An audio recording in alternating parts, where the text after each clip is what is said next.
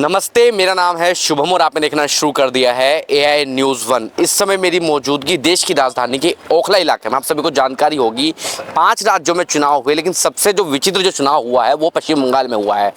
देश में पहली बार पश्चिम बंगाल में भाजपा का मुख्यमंत्री बना है, जिनका नाम है शुभेंदु अधिकारी। तमाम लोग मौजूद से बातचीत करते हैं पश्चिम बंगाल में भाजपा ने ऐसा क्या खेला किया है।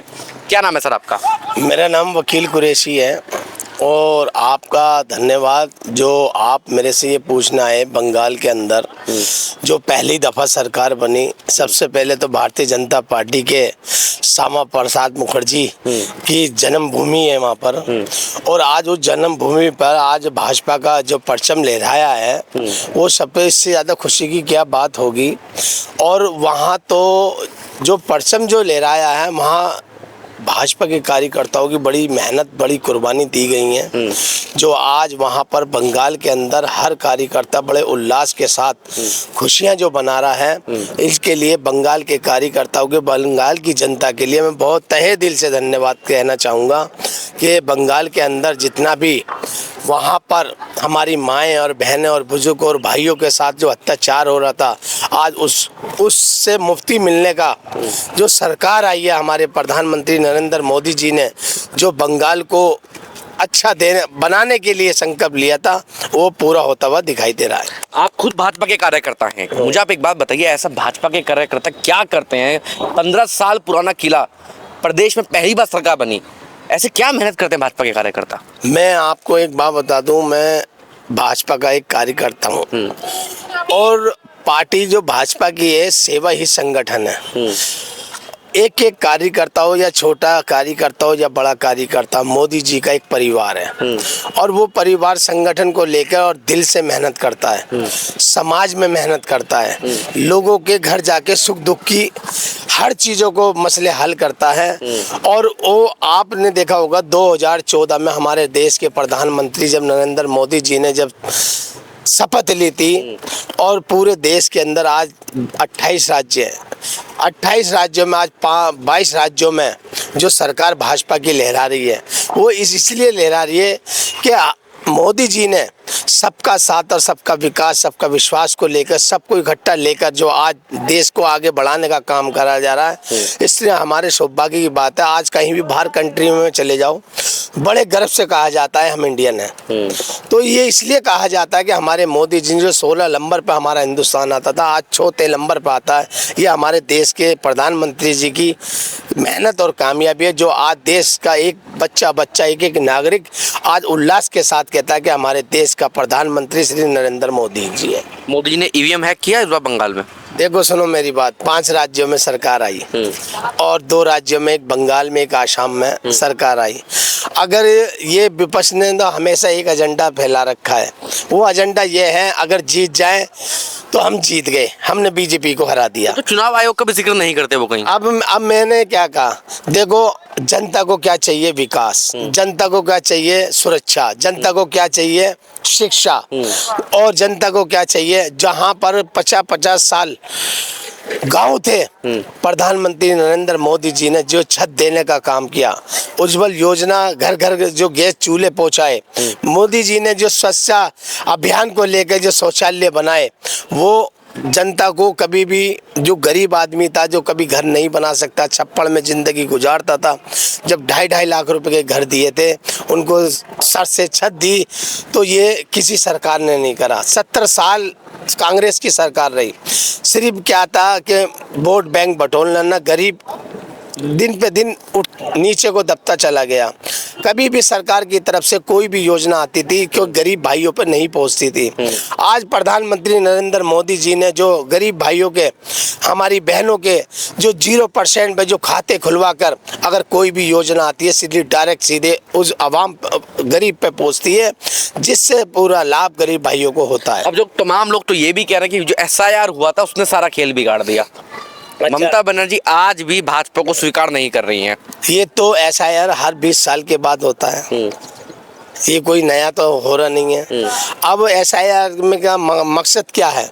एसआईआर का मकसद के जितने भी मुस्लिम यहाँ पर लीडर हो, जाए विपक्ष के नेता हो, वो भ्रम क्या फैलाते हैं कि मुसलमान यहाँ से तुम्हारे को अगर एसआईआर में तुम्हारा नाम नहीं आएगा, तुम्हें देश से भगा दिया जाएगा, तुम्हारे को यहाँ से तुम्हारे घर तोड़ दिए जाएंगे। मैं भी एक मुस्लिम हूँ, और रही दूसरी बात, मेरी जन्मभूमि भी दिल्ली की है। आज जब मैं 18 साल का बालिग था तो मैंने वोट डाला होगा। जब वोट डाला तो मेरे सरकार के खाते में भी मेरा नाम होगा, और जब नाम होगा तो मुझे दिखाने में क्या आपत्ति होगी? तो मैंने वो दिखाया। एसआईआर तो मेरे पे भी लागू होती है, चाहे किसी भी धर्म का आदमी हो, सबको एसआईआर के अपने प्रूफ दिखाने पड़ेंगे। तो अब एक बात बताइए, कहीं भी हम बाहर कंट्री में जाते हैं तो हम क्या बनवाते हैं? एक पासपोर्ट इसलिए बनवाते हैं कि हमारी पहचान हो सके।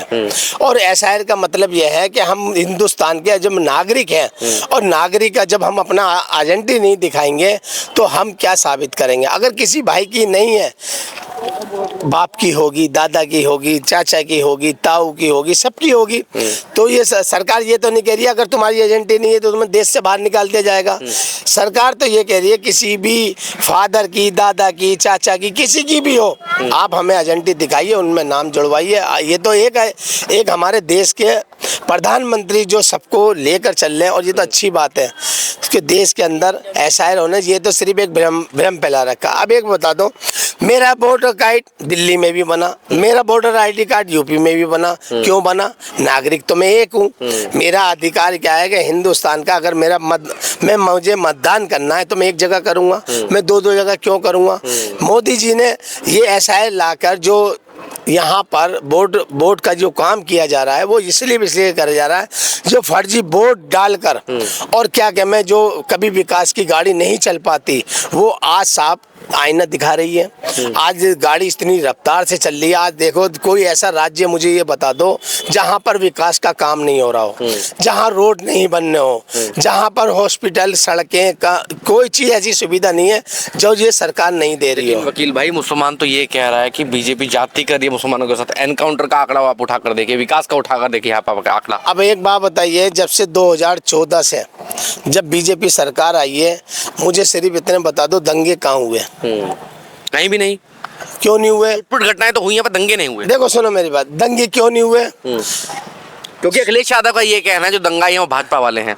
अब सुनो मेरी बात, उत्तर प्रदेश ने आपने भी देखा और हमने भी देखा, वहाँ तो सिर्फ ये था कि कोई गरीब आदमी की अगर जमीन होती थी तो उसको छीन ली जाती थी। कोई गरीब आदमी को बेटी पढ़ने के लिए जाती थी तो उसका बलात्कार हो जाता था। आज प्रधानमंत्री जी ने, आज यूपी के अंदर आज योगी बाबा की सरकार है। आज महिला, चाहे हमारी माएँ, बहनें, बुजुर्ग, कोई भी आधी रात के लिए निकल जाए, मजाल नहीं, किसी की हैसियत नहीं, कोई नज़र उठा के देख भी ले। ये है भाजपा की सरकार। और आज दिल्ली के अंदर भी, आज आप ये देख लो, 1 साल हो गए, 1 साल के अंदर 27 साल के बाद सरकार आई है दिल्ली के अंदर।